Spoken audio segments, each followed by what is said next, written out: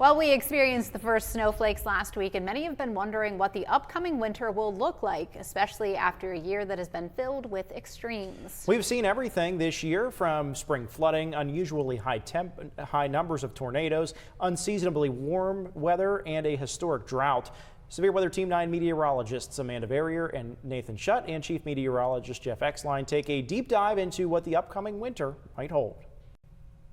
Hello everyone, winter recaps. Let's start with last year, and if you remember, it wasn't anything too exciting. December, a whopping ½ inch of snowfall, a little bit more for January and February, but it's no surprise that we didn't see a lot of snow with those above average temperatures. The red color there is departure from a normal, so we were riding a little bit high. Now let's go back even further. Around 10 years ago, that was our last real cold shot, 2013 to 2015. Ever since then, our temperatures have been above average, so we only saw a couple below since then. So what does this year have in store for us? Well, that is the question.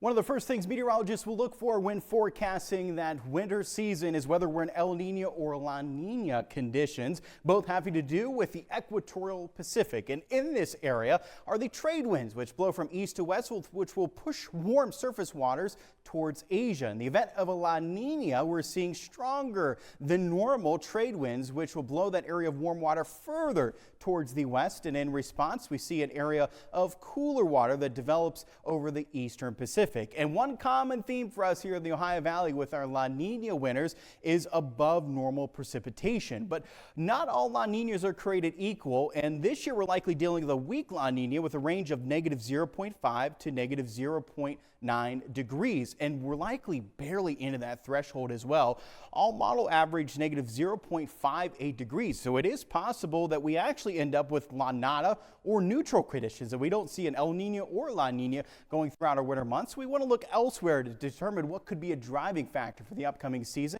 And for more on that, we'll send it to Chief Meteorologist Jeff Oechslein. Thanks, Nathan. One of the other clues that I think the Pacific Ocean is giving us is this blob of blue below normal temperatures south of Alaska, followed by a blob of red featuring above normal temperatures to the south. This is what we refer to as the Pacific Decadal Oscillation. This look is a negative PDO, and that's been going on for decades, a decadal oscillation going all the way back to 1999. And it's been favoring an east coast ridge and a west coast trough. That means colder air is more favored in the west, and warmer than average temperatures more favored in the east. And we've seen a lot of that this year. Every month so far has been above normal.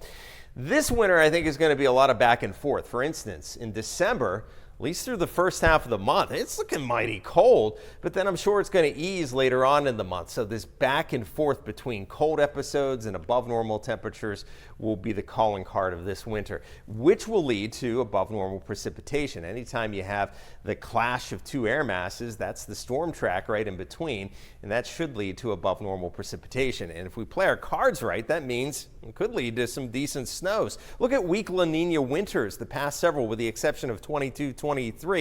Every winter, with the exception of that one, has featured snowfall of over 30 inches. I wouldn't be surprised if we saw more snow this winter than the past two. And December, off to a much colder start, something we haven't seen of late. Below normal temperatures this upcoming month of December, and leading to above normal snowfall, which is 7.7 inches. I think snowfall in January might be just a little bit below normal, while temperatures will be a little bit above normal. And I think snowfall will continue with that below normal trend with above normal temperatures in February, more of a milder finish to the winter season. So in summary, we are going to see above normal temperatures, but not nearly as mild as the last two winters. Lots of ups and downs, backs and forth with temperature, leading to an active storm track with above normal precipitation and total snowfall between 30 and 35 inches. Hi, I'm Dylan Cleland. Thanks for watching. And here's another video to check out, and be sure to subscribe to our channel.